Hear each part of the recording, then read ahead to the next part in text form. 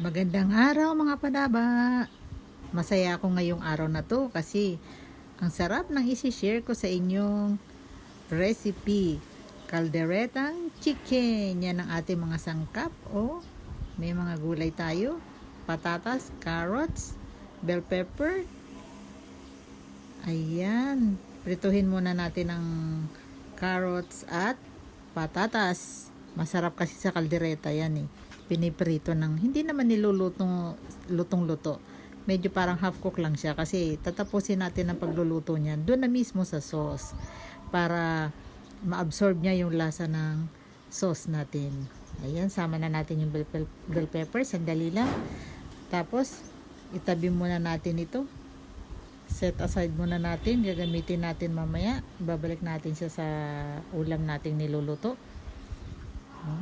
Gisa na tayo ng bawang. Medyo pisa-pisain natin yung bawang. Lagay na natin yung sibuyas. Puti ginamit ko kasi masarap sa sauce. Yung may mga sauce na ulam. Puting sibuyas eh. Ayan. Ilagay na natin yung ating chicken. Naglagay ako ng konting asin na sa bawang at sibuyas para malasa na. May timpla na. Minarinate ko yung chicken sa toyo at paminta at konting kalamansi para masarap ang ating sauce. Naglagay ako ng paminta at isang dahon ng bay leaf. Kinurot-kurot ko muna. Ito yung ating liver spread. Ginigisa ko yan eh. Sinasangkot siya ko kasi para mas masarap. Yung parang yung liver spread, nahahalo yung lasa niya sa ricado. Ang sarap. Tapos maglagay na tayo ng tomato paste. Ayan. Isang pack na maliit na tomato paste. Kasi yung chicken natin mahigit 1 kilo. Yung pinagbabaran ko ng chicken, inilagay ko. Sama natin yan dyan sa sauce para lalong sumarap. Naglagay ako ng gata. Nilagay ko na yung 2 cups na pangalawang piga. Diyan natin palalambutin yung ating chicken. Tayo natin 30 minutes. After 30 minutes, ilagay na natin yung ating mga piniritong gulay kanina. Iwan muna natin yung bell pepper kasi medyo malambot siya eh. Ito muna palalambutin kasi din natin to eh. Mga 10 minutes palambutin natin yung patatas at carrots. Takpan natin para mabilis lumambot. After 10 minutes, eto na siya. Lagay na natin yung unang piga, yung kakanggata para malalong malinamnam at creamy ang ating kaldereta. Yan.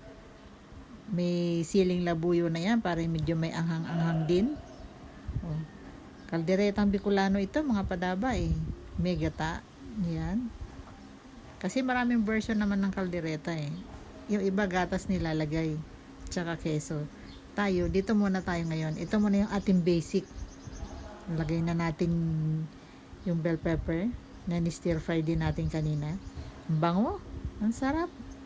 Ang sarap-sarap. Ang bango-bango mga padaba. Kung nandito kayo, naaamoy nyo yan. Bibigyan ko kayo tigi-tigi isang mangkok na parang isang order ganyan. Ang sarap. Ang sarap mga padaba. Grabe. Ang yummy. Sarap-sarap niya. Kalderetang kaldereta. Gawin nyo to mga padaba. Eto na. Eto na yung ating nalutong kalderetang chicken. Ang sarap niya Titikman natin ngayon.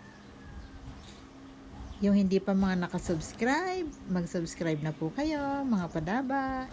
Paki-like and share na rin po.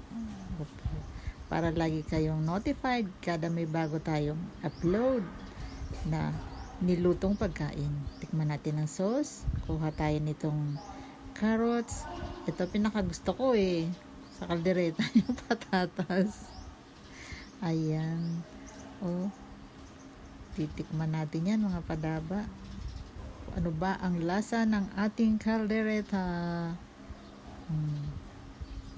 Unang subo para sa inyo mga padaba. Ay, ito yan eh. Legit. Legit na legit. Approve. Diba? Ang sarap. Try nyo to mga padaba. Thank you for watching. Thank you for support.